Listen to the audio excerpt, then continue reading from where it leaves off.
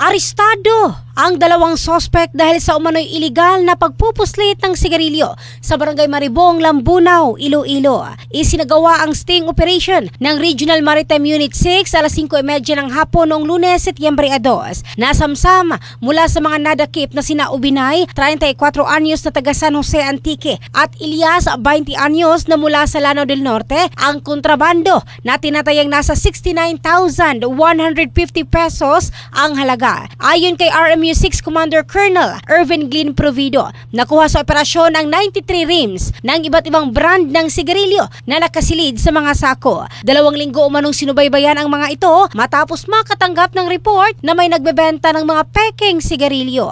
Patuloy naman ang investigasyon ng RMU6 upang matukoy kung ang mga sospek ay bahagi nga ba ng mas malaking sindikato na nagpupuslit ng mga smuggled na sigarilyo sa buong Western Visayas. In the heart of changing lives, ito si Michelle Craste ng Brigada News Philippines, the Music and News Authority.